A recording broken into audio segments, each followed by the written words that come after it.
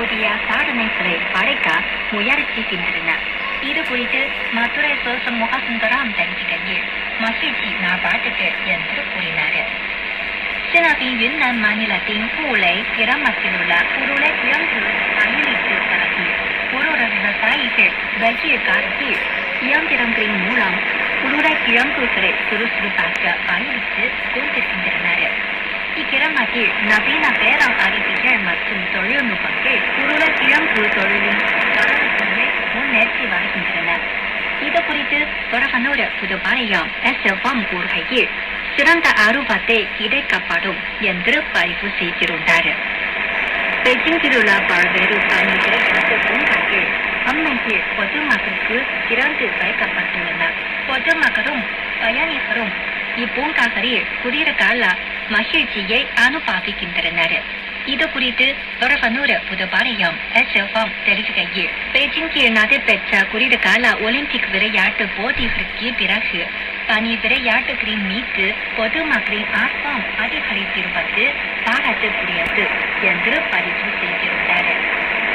சில கப்பல் கட்டும் குழுமத்தைச் சேர்ந்த சிந்தாவ் பெய்ஹான் கப்பல் கட்டும் கனரக தொழில் நிறுவனத்தின் கட்டுமான தரத்தில் பெரியலாக சொகுசு கப்பல்கள் உள்ளிட்ட கப்பல்களின் பராமரிப்பு பணியும் கொள்கலன் கப்பல்கள் மற்றும் சரக்கு கப்பல்களின் கட்டுமான பணியும் மும்முரமாக நடந்து கொண்டிருக்கின்றன. இது குறித்து மதுரை சோசமுக சுந்தரம் தெரிவிக்கையில் அற்புதமான சொகுசு கப்பல் நாபாட்டுக்கு என்று பதிவு செய்திருந்தனர். அம்மையில் சீனாவில் ஒருவாறு இணைய வழியாக வாங்கிய குதிரை பொம்மைகளில் ஒன்றில் வாலிபமாக தைக்கப்பட்டுள்ளது. புன்னகையுடன் காணப்பட்ட வங்கிய குதிரை பொம்மை இப்பொழுது அருகையுடன் இருப்பது போன்று உள்ளது. இந்த சுகர்ச்சியுள்ள குதிரை பொம்மை சமூக ஊடகங்களில் பெரும் கவனத்தை ஈர்த்துள்ளது. இதில் அதிகமானோர் அருகை கொண்ட குதிரை பொம்மைகளை வாங்க ஆர்வம் தெரிவித்துள்ளனர். இது குறித்து தொடர்பனோடு புதுப்பாளையம் SFM தெரிவிக்கையில் இதுவும் பார்ப்பதற்கு நன்றாகத்தான் உள்ளது என்று கூறினார்.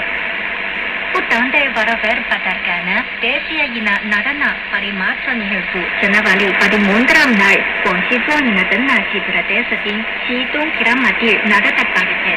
மியாவ் தோங் சுவாங் உள்ளிட்ட தேசிய இனங்களைச் சேர்ந்த 46 நடன குழுவினர்கள் தங்களின் அழகான பாரம்பரிய ஆடைகளுடன் இந்நிகழ்வில் கலந்து கொண்டு மகிழ்ந்தனர்.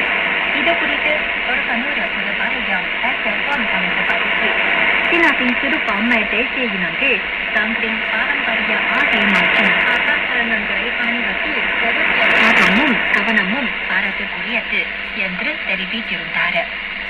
நண்பர்கள் இத்துடன் இன்றைய முகநூறு நேர்முக நிகழ்ச்சி நிறைவடைகின்றது. அடுத்த வாரம் உங்களை மீண்டும் சந்திப்போம். வணக்கம்.